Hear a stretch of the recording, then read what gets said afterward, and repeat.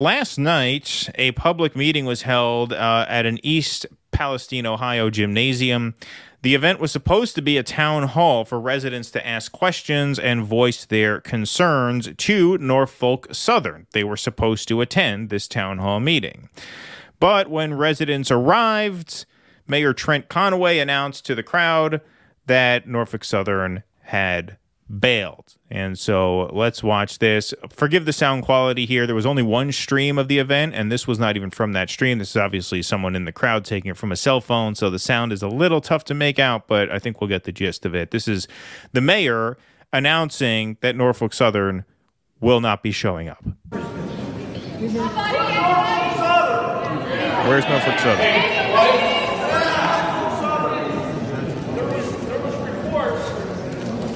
They were scared for their safety before they got here. There's police everywhere. Why? We're scared. Why can't we get answers? Because they're afraid to answer questions. Yeah.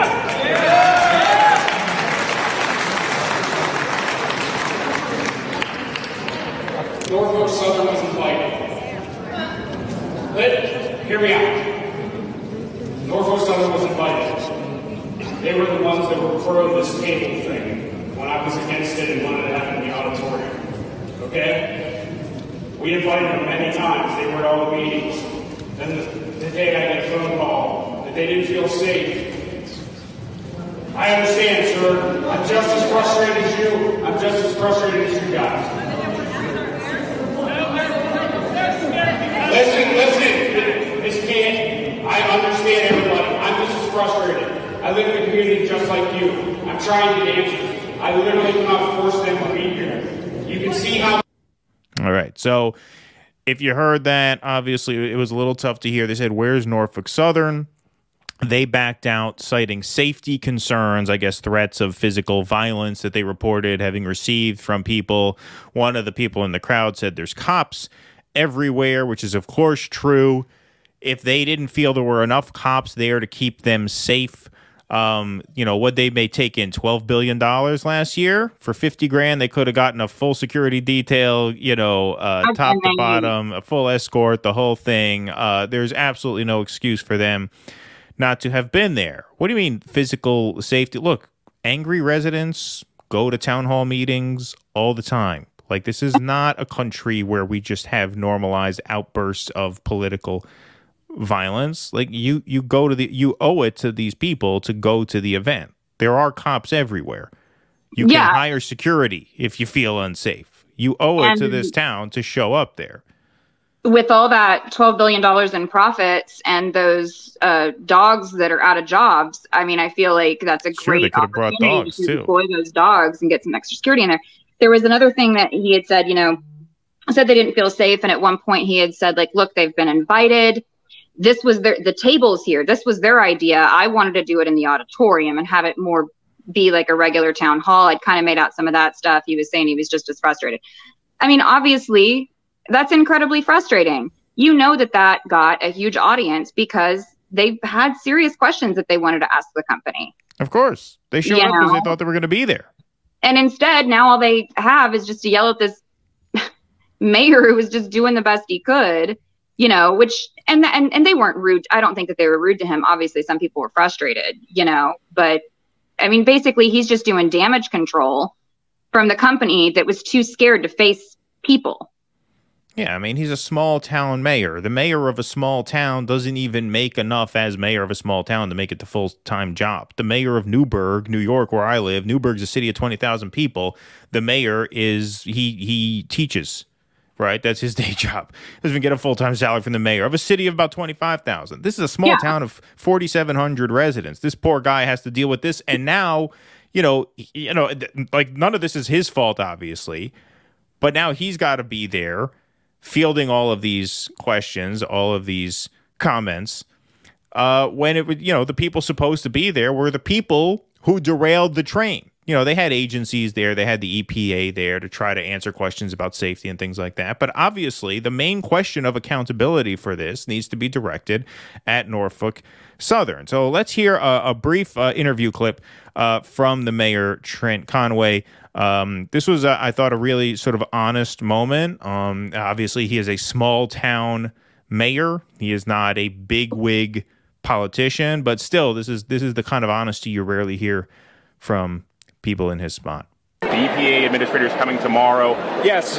What is your message for him? What do you need? I need help. I'm not ready for this. I wasn't built for this. I always thought of myself as a leader of men, and I have the village on my back, and I'll do whatever it takes to make this right. You know that I'm not leaving. I'm not going anywhere. This is my town. I'm not going to sell my house. I'm not going to move my kids out of the school. I'm here to stay, and they're going to make it right, and that's it. That's it. I'm done playing games. They're not playing games either. It's not he said, she said. They screwed up our town. They're going to fix it. If they don't, I'll be the first one calling all you back to do this all over again. What is it? Mayor, all right. See, I mean, he just seems like a pretty genuine guy. I mean, I've only known who this guy was for the last day or so. I don't know anything about him. But, yeah, he just seems like a very, very genuine guy who's obviously in an impossible spot here, and he's got to, he has to be the liaison between the community, the agencies, and Norfolk Southern, who he's been in touch with. So, that's an impossible balance to strike. And, just a very refreshingly honest moment of saying, look, I'm not ready for this. Like, I'm the mayor of a town of 40. I didn't sign up for this shit. Like, I need help. That's the whole entire thing. Like that mayor doesn't know anything about the chemicals that were dropped. I mean, now he probably knows a little bit just because it's been in the news or whatnot. But like, that's what he needs. Like I'd heard something. I don't know if, I don't think it was at all connected to these interviews that you're showing us. But like, I'd heard something about like some lady was angry that Norfolk Southern wasn't there because she's got 5 kids. And she was like, I just need to know if I can bathe my kids in the water. These are the types of just like very basic questions that people at this town hall needed. And that's not something that the mayor can answer because he doesn't know those things about those chemicals. And so we just literally sat there and they said, what do you need? And he said, help. Right. Help. Like there is so much to be done for those people in that small little town that you can't even make a list and prioritize things. You're just saying we need someone in here to like help us figure out and chart a path forward and correct the situation. Obviously, there's going to have to be restitution for this that goes far beyond just the insultingly low dollar amount that Norfolk originally offered, which was $25,000, which, as many people have pointed out, that's $5 a head. That's $5 per person. Like I said, with the profits they've been raking in, it should be double that per household, in my opinion. Every household that had to evacuate should get 50 grand. But, honestly, that like $25,000, $5 each, they can get some yogurt, Yeah, right. One thing of yogurt. Yeah. Well, actually, there was someone out there. This guy's name is Rob McFadden. He brought a van full of water bottles, cases of water, and handed them out at the line going in to the town hall meeting. So I'll play a brief snippet from him. I was thinking of like a single mom that has, those houses next to the railroad. Those aren't nice $1 million homes. I'm guessing those people are probably living paycheck to paycheck. And I think of that mom that has a couple kids. And do I wash my kids in this poisoned water that the EPA says is okay? Or do I spend my last $6 on a case of water? That's not right. Yeah, see? So there is some class consciousness out there, and this goes back to what we were talking about with Misty at the top of the show, I'm sure that guy doesn't identify as a Trotskyist, right? Maybe he does. Probably doesn't. He's out. Right.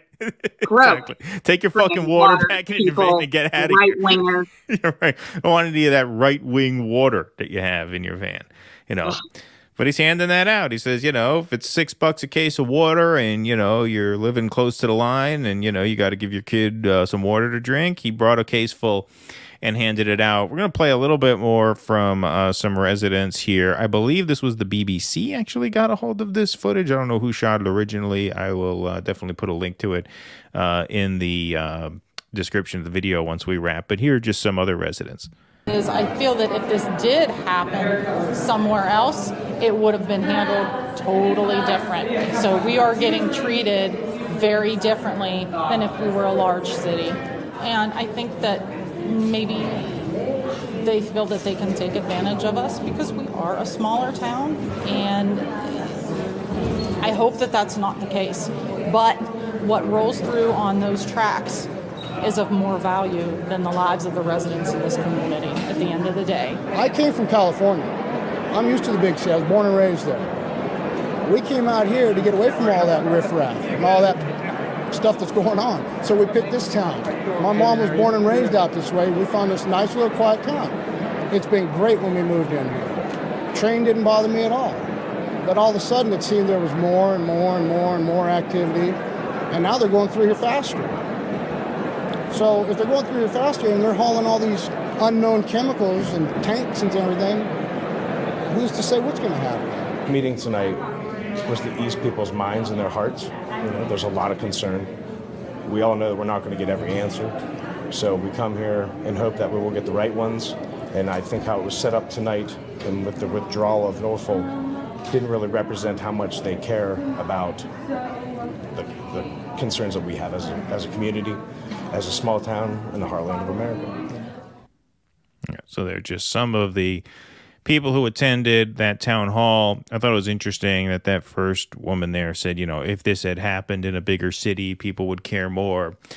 It just shows, you know, just that level of disenfranchisement, the feeling that you don't matter, that you are forgotten, really transcends a lot of boundaries, a lot of distinctions between people that we like to think exist. Obviously, a city like Flint, Michigan, with the water crisis there, that is a function of the city being poor. That's also a largely African-American city. This is a largely white city. But you see, especially throughout this part of the country, I mean, you know, this kind of stuff like this, this is how people like Trump win. And I know people say, well, what do you mean Trump undid the regulations for the braking, you know, and but that's all true. That's all well and good. And by the way, the Obama era braking regulation, by the time it passed, was watered down to the point where vinyl chloride was not on the list of substances that would have required the trains to be marked as high hazardous flammable trains. So yes, Trump was wrong to repeal the law, obviously, but it wouldn't have stopped this from happening because that law had already been watered down to the point where these substances would have been loaded onto this train. As the second guy in that video clip said, longer trains with heavier loads moving faster, right? In business, they call that efficiency, but obviously it comes with certain risks. And so this feeling that, well, if this had happened elsewhere, if this had happened in a big city, this would have been dealt with differently. That is the kind of resentment that leads to a right-wing populist wave. You can make the point to them that, yes, right-wing politicians are more likely to deregulate and therefore make the situation more dangerous, but that doesn't trump the just visceral rage that people rightfully feel when they understand, rightfully so, that they're being ignored because of who they are and where they live. Whether you're black, white, right? If you live in one of these poorer areas in the middle of the country, you are, as Trump said himself, you're the forgotten man, then the forgotten woman. And that's how these people feel. I mean, look at this photo. Look at that. That's an aerial photo taken from, obviously, a passenger airplane. Somebody snapped this photo flying over East Palestine, Ohio. Yeah, that looks fine. I mean, it looks like a cancerous tumor. Like that's how a skin cancer tumor looks on a person's skin. And that's, I mean, it looks absolutely like a melanoma. Yeah. For sure. Yeah. I mean, and that's just disgusting. And that was there for a long time. I mean, there was another video that I'd seen where you just saw, I mean, it was just all of it. And like, people were like, these aren't storm clouds. This is like thrown up from that. But, you know, as far as she was saying, this wouldn't have happened in a bigger city. And yes, I do agree with her. It wouldn't have happened in a bigger city. It only happens in small, poor places. And also sometimes that stuff does happen in big cities, but it's through the ghettos. Right. You know, so that's the type of class consciousness that, you know, people need to start to, or like what it is at least I try to foster, and what I feel like you and Russell like try to foster, as far as instead of kind of based on the identity of people, you know, you say we're all facing the same thing, and the thing that we're facing is that we're poor, we're working class, we have no power, we have no representation, and there are no politicians that are going to hold the companies responsible. They're not going to regulate things in an appropriate way, and we're going to have to rely on people spending their own hard-earned money to show up and give us single mother bottles of water. Yeah. Yeah, no, Right. exactly. And that's the spirit of this. I mean, in political circles, they would call that like mutual aid, right? What that guy's doing. But you know, that is where people are at right now in terms of their thinking, because where else does it, I mean, it doesn't make sense to think of it any other way, right? I mean, you really can't make the case that there's any other viable means to actually making people's lives better. Right, when the system just does not respond to any kind of democratic input, the only thing you could do, if you're an ordinary person, is load your van full of water, bring it to the people, give the people water who need water. That's it, right? That's it. And what that guy's doing, loading his van full of water and bringing it and giving it out. This is an example. I mean, this is a very, very small example, but this is why I made this point. This is why we were so hard on the Marianne Williamson bullshit, because what that guy's doing, buying whatever, a few $100 worth of water and driving it to people who need it, that guy is putting wins on the board for ordinary people.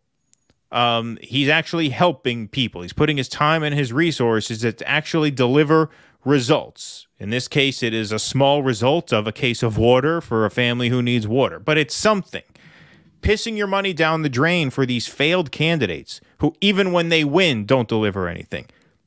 That's a monumental waste of time and resources. You're better off bringing water to a town hall meeting than you are getting, taken down that road for now a third time. And that's just, I mean, when I say a third time, I'm obviously talking about 2016, 2020, next time, but that applies everywhere. That applies to congressional races, right? I mean, at a certain point, you just have to say, okay, all we can do is organize outside of the electoral system to deliver for people, right? And that's a small example of that.